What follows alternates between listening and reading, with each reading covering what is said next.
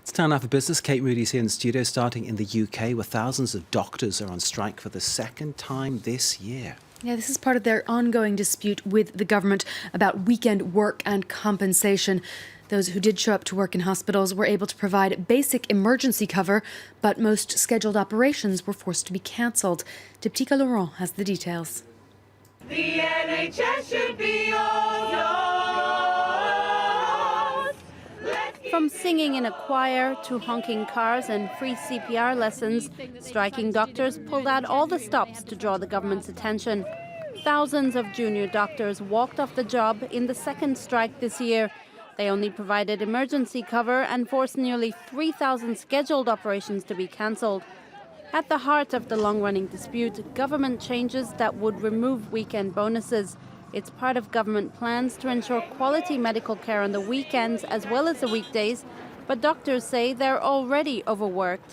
What the new imposition of a contract might provide is the removal of some of the safeguards that we have for our hours. So the trusts are no longer penalised for working over prolonged periods of time, the end of which will be tired and therefore dangerous. Doctors currently receive overtime if they work from 7 p.m. to 7 a.m. during the week and any weekend work. Last year, the government proposed an across-the-board 11% pay rise in exchange for removing this premium rate during the day on Saturdays. The proposed changes would affect 55,000 junior doctors, a vast group of medical professionals studying to become consultants or specialists who make up about one-third of the medical workforce. Britain's National Health Service provides free health care and has been protected from the austerity cuts of David Cameron's government. But the system has come under pressure as an aging British population demand increasingly costly treatments. Janet Yellen has warned that global risks could hamper growth of the U.S. economy and impact the pace of interest rate hikes. The head of the U.S. Federal Reserve said the Chinese economic slowdown was of particular concern. In her first public comments since a historic rate hike in December, Yellen told American lawmakers there was no preset course for future rises and that they would come more slowly if the economy disappoints. Ongoing employment gains and faster wage growth should support the growth of real incomes and therefore consumer spending. And global economic growth should pick up over time, supported by highly accommodative monetary policies abroad. Against this backdrop, the committee expects that with gradual adjustments in the stance of monetary policy, economic activity will expand at a moderate pace in coming years and that labor market indicators will continue to strengthen. As is always the case, the economic outlook is uncertain. That testimony on Capitol Hill gave a boost to European markets as they closed, the DAX and CAC 40 each jumping 1.5%. Banking stocks also rallied following sharp declines in recent sessions. Germany's Deutsche Bank closing up 10% on a report that it's considering buying back several billion euros of its debt to calm investors' concerns. Now, Wall Street traded higher for most of the session but was unable to hold on to those gains at the closing bell. Only the Nasdaq managing to close in the green after a strong performance by the tech sector. The Dow Jones down by a bit over 0.5%.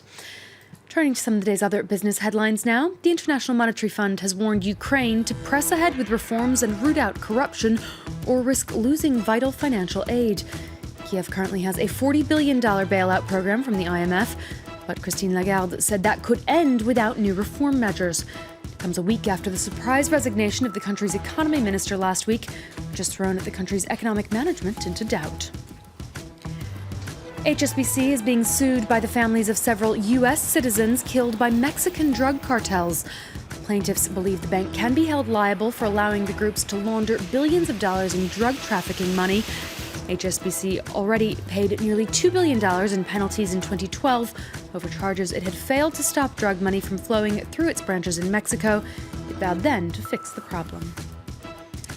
And the Japanese brewer Asahi has offered to buy the Peroni and Grolsch beer brands for €2.5 billion. The brands are currently part of the SAB Miller Group, but have to be sold off to allow the parent company's takeover by rival Anheuser-Busch InBev, a deal that would combine 30% of the world's brewers, but which is still being scrutinized by antitrust regulators. Staying in that sector, France exported a record amount of alcohol last year, nearly 12 billion euros worth. Robust sales of champagne and cognac added fizz to the sector with a 12% and 20% increase respectively.